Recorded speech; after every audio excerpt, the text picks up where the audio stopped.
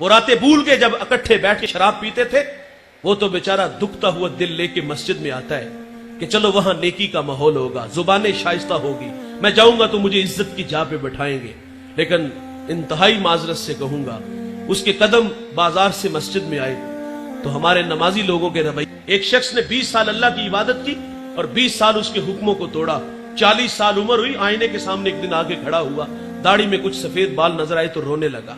یہ جو داڑھیوں میں سفید بال آتے ہیں موت کی نشانی ہے، یاداشت کمزور ہونا شروع ہو جائے سمجھ لو کہ موت کا وقت قریب آ گیا ہے۔ یہ اٹھتے جنازے، یہ پھیلی قبریں، یہ بچھے ہوئے صفے ماتم، یہ پیغام موت دیتے ہیں۔ داڑھی میں سفید بال آئے تو رونے لگا اور عرض کرتا ہے مالک 20 سال تیری نافرمانیوں میں گزار دیے، اگر میں لوٹ آؤں تو تو میرے ساتھ کیا سلوک کرے گا؟ غائب سی آواز آئی، تو نے 20 سال میری عبادت کی، میں نے تیری عبادت کو قبول کیا، پھر 20 سال میرے حکموں کو توڑا، میرے راہوں سے دور چلا گیا، میں نے تیرا انتظار کیا، تجھے مہلت دی، آج تو 40 سال بعد آ گیا ہے، آواز آتی ہے تیرا رب بڑا رحیم ہے، تیرا رب بڑا کریم ہے، میں نے تیرے ماضی کے سارے گناہ معاف فرما دیے ہیں۔ بھائی جان، اس کی عادت ہے معاف کرنے کی، یہ عادت آپ بھی اپناؤ۔ غافل اگر عابد بنتا ہے، ساجد بنتا ہے تو اسے عزت دو یار، مسجدوں سے دھکے دے کے نکالو نا۔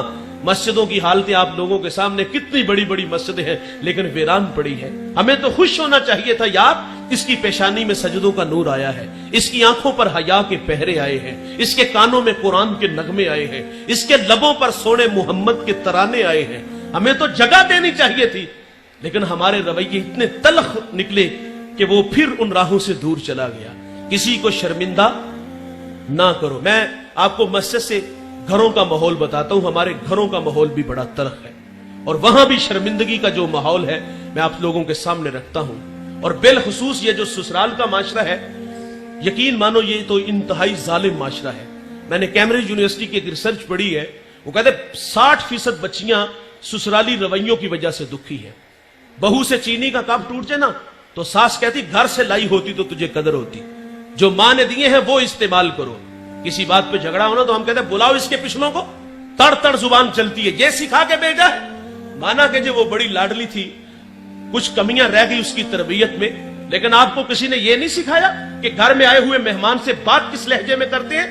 میرے نبی فرماتے ہیں تمہارے 3 باپ ہیں، ایک جس نے تجھے تعلیم دی، ایک جس نے جنم دیا اور تیسرا جس نے تجھے بیٹی دی۔ اس باپ کی بھی قدر کیا کرو۔ تڑ تڑ ہماری زبانیں چلتی ہیں اور آخر پہ وہ ہاتھ جوڑ کے کہتے چلو جی ایک دفعہ معاف کر دو، اپنی پگڑیاں اتار کے قدموں میں رکھتے ہیں، بوڑھی ماں دوپٹہ رکھ دیتی ہے اور پھر وہ رونق بھرا لہجہ سامنے آتا ہے، یہ آخری بار ہے، آئندہ ہوا تو اس کو اپنے گھر میں رکھنا۔ اور پھر وہ بوڑھے اپنی بیٹی کے آگے بھی ہاتھ جوڑتے ہیں۔ بیٹے سرخ جوڑا پہن کے آئی تھی، سفید پہن کے قبروں میں چلی جانا۔ وہ بیٹی بھی کہتی یہ کیسے ماں باپ ہے، پہلے میں رسوا ہوئی پھر میرے سامنے انہیں رسوا کیا گیا، کبھی تو میں گھر کی رونق تھی، جگر کا ٹکڑا تھا، کیا یہ مجھے 2 وقت کا کھانا نہیں دے سکتے، رہنے کے لیے ایک چارپائی بستر نہیں دے سکتے؟ وہ بیٹی کو سمجھاتے ہیں بیٹے طلاق یافتہ بیٹی کو ہمارا معاشرہ قبول نہیں کرتا۔ ہم کہتے ہیں ضرور اس میں کوئی نہ کوئی غلطی ہوگی، اور کبھی اس کمینے سے بھی پوچھا جس نے طلاق دی ہے؟ لوگ ہمارے پاس مسائل لے کے آتے ہیں، کوئی اتنی بڑی بات نہیں ہوتی، چھوٹی چھوٹی باتوں پہ طلاق دی جا رہی ہے۔ اور پھر بوڑھے ماں باپ یہ بھی کہتے ہیں بیٹی اگر تو طلاق لے کے آ گئی نا تو تیری 2 چھوٹی بہنیں ابھی گھر میں بیٹھی ہیں، ان کا رشتہ کون لے گا؟ اور کچھ بیٹیاں ایسی بھی دکھی ہیں میرے بھائی جن کے بھائی شرابی ہیں، کچھ بیٹیاں ایسی جن کا باپ شرابی ہے، ساری زندگی شرابی کی بیٹی کہلاتی ہے، ساری زندگی شرابی کی بہن کہلاتی ہے۔ میں ہاتھ جوڑ کے اس مجمع میں اگر کوئی بھائی شرابی ہے تو ہاتھ جوڑ کے کہوں گا اپنی بہن کے حال پہ رحم کرو۔ اس مجمع میں اگر کوئی باپ شرابی ہے تو ہاتھ جوڑ کے کہوں گا خدا کے لیے اس بری عادت کو چھوڑ دو۔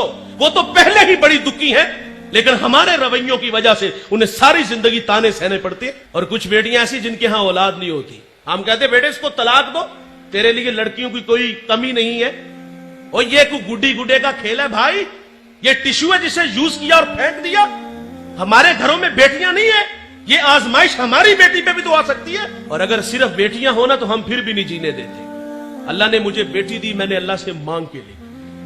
ساتھ والے کمرے سے رونے کی آواز آئی تو میں نے اپنی ساسو ماں سے عرض کیا کہ دیکھیں خیریت ہے، ماں چل بسی یا بچے کو کچھ ہوا؟ وہ 2 لمحوں کے بعد واپس آئی تو آگے بتا دیجیے 4تھی بیٹی ہوئی ہے۔ और क्यों तकदीर से उलझते हो यार, हम तो एक उंगली भी नहीं बना सकते, वो मालिक है, किसी को दे या ना दे, बेटियां दे बेटे दे, ये उसकी मर्जी है। बेटियां हो तो फिर भी नहीं जीने देते, ये हमारे रवैये हैं। मैं उस बुढ़िया को आज तक नहीं भूल सका।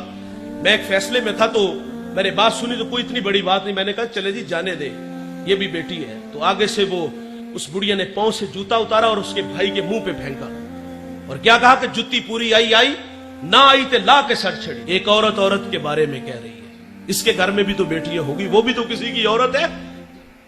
मेरे करीम आका की खिदमत में सैयदा फातिमा हाजिर हुई, अर्ज करती अब्बा जान, अम्मी कहती वही के वक्त जो चादर आपके कंधों पे होती थी वो मुझे अता फरमा दे।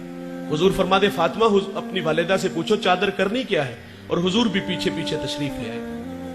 हुजूर फरमा दे खदीजा चादर क्या करनी है, अर्ज की इसको बतौर बरकत के लिए, कफन के लिए साथ ले जाना चाहती हूं। तो हुजूर फरमाते आप मुझसे चादर मांग रही हो, अगर मेरे जिस्म की जिल्द भी मांगती तो मैं मोहम्मद तुम्हें वो भी उतार के दे देता।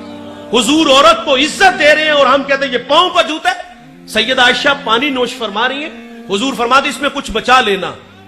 सुनिए सुनिए भाईजान, कहा इसमें से कुछ बचा लेना। बचा लिया गया और हुजूर सैयदा से फरमाते कहां लब रख के पानी पिया। अर्ज की हुजूर यहां लब रखे, तो मेरे नबी वहीं होठ रख के पानी पीते।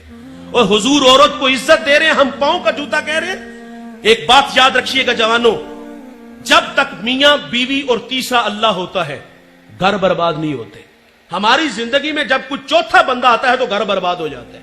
मुझे एक साहिब कहता है जी मेरा फैसला मेरे बहनोई और बड़ी हमशीरा करेंगी। मैंने कहा वो मां का रूप है, लेकिन आपसे मेरा एक सवाल है कि आपके मुंह में दूध के दांत है या यार अभी तक फीडर पीते हो, और फैसला करने की भी ताकत हम नहीं रखते। और यार हम क्यों अपने कमरे की आवाज को बाहर निकालते हैं। मेरे नबी फरमाते तुम्हें औरत की अगर कुछ बातें अच्छी नहीं लगती, कुछ अच्छी हैं, वो देख करके दरगुजर कर दिया करो, लेकिन हम कटहरे में खड़ा करके रुसवा करते हैं। अपने मिजाज में थोड़ी सी नरमी पैदा करो। किसी ने हकीम लुकमान से कहा था कि आपने लोगों का इलाज किया, शिफा कैसे मिली? कहा मेरे पास 2 गुड़ियां थी जिससे लोगों को फर्क बड़ा पड़ा। कहा कौन कौन सी? कहा एक मोहब्बत और दूसरी इज्जत। किसी ने कहा अगर फर्क ना पड़े तो फरमाया मिकदार बढ़ा दिया करो। यार आप भी थोड़ी सी मिकदार बढ़ा दो, ये रौनक ये तकब्बुर छोड़ दो यार। तो फरमाया किसी को शर्मिंदा ना